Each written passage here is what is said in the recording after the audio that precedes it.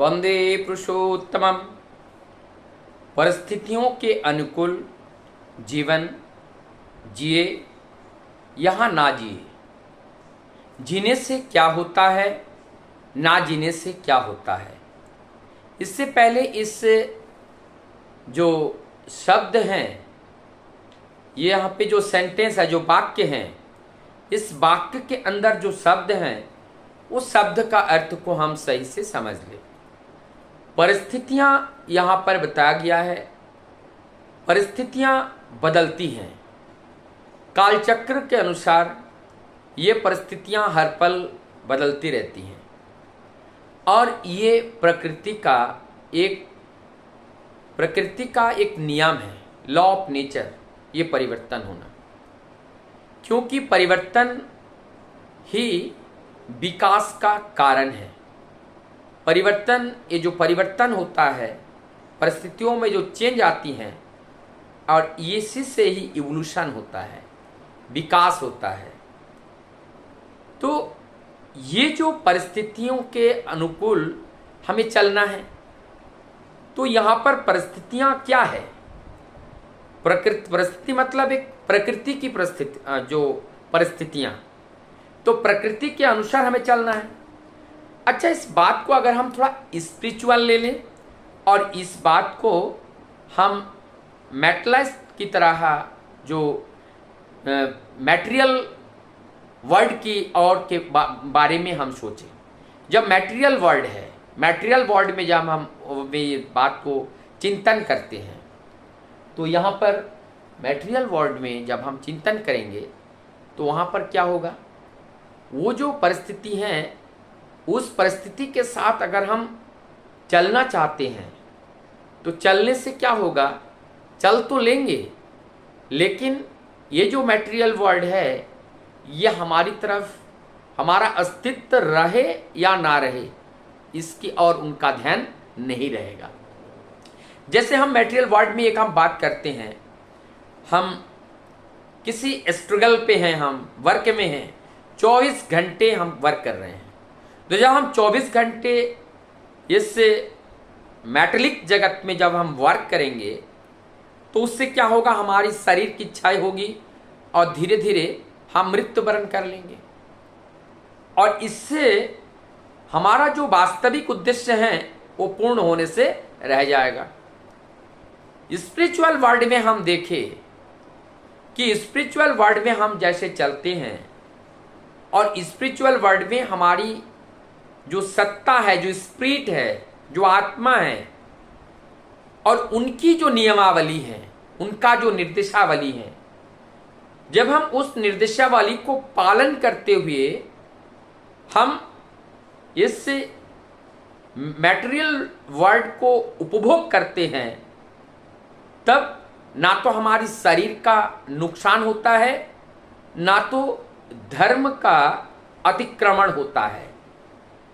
और जब हम इस स्पिरिचुअल वर्ल्ड को छोड़ करके जब मटेरियल वर्ल्ड में हम जंप लगाते हैं और मटेरियल वर्ल्ड के अकॉर्डिंगली हम अपने को चलाते हैं, कब चलाने पर हम अपने को भी खो देते हैं और धर्म की भी हम रक्षा नहीं कर पाते हैं।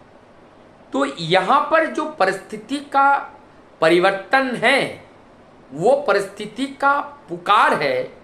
वर्तमान में हमारी इस मटेरियल वर्ल्ड और स्पिरिचुअल वर्ल्ड दोनों को हम सुरक्षित रख पाएं, ऐसा कार्य करते हुए आगे बढ़ना, यही बुद्धिमानी का काम है।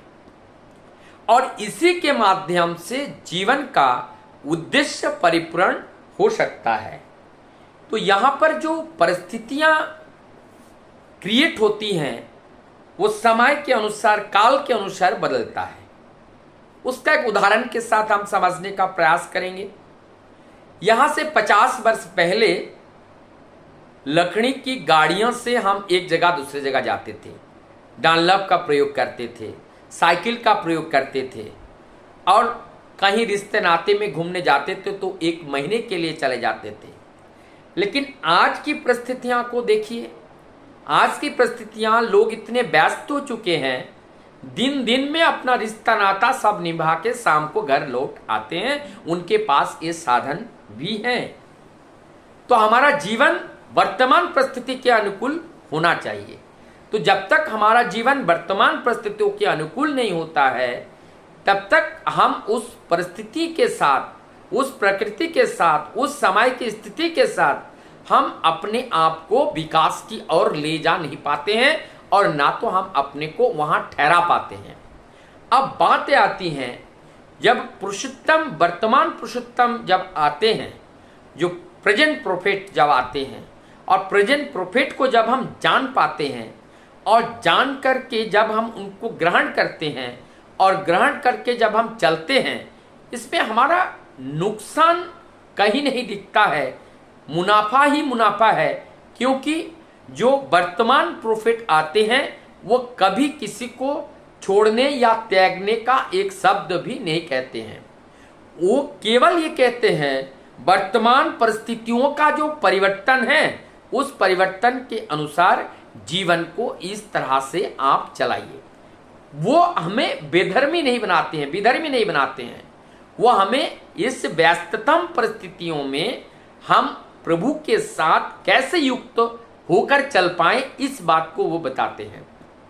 जैसे आज के समाज में, आज के युग में प्रैक्टिकली बात को हम जरा चिंतन करें, कितने लोग समाज में ऐसे हैं कि वो सुबह शाम भगवान के चरण तले बैठकर स्तुति, प्रणाम, ध्यान करते हैं।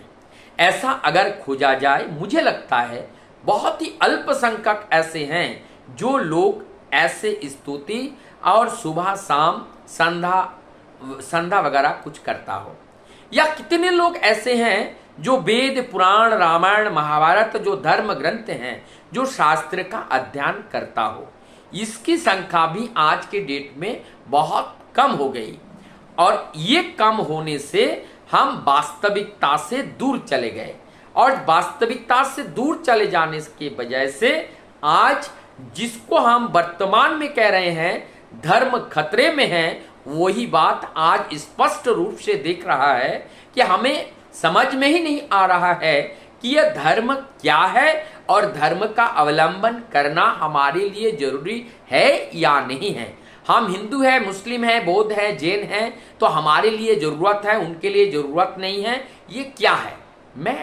ये शास्त्र कहती हैं, चाहे मनुष्य प्राणी, चाहे कोई भी, ये जो मनुष्य प्राणी चेतन प्राणी है, चाहे वो किसी भी मत पथ संप्रदाय की क्यों ना हो, सबके लिए अच्छी नीति की जरूरत है जीवन को अच्छे स्वस्थ रखने के लिए।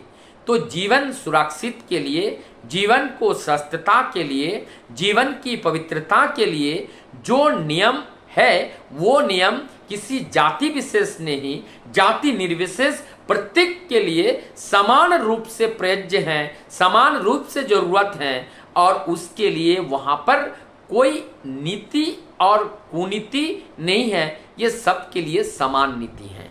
वंदे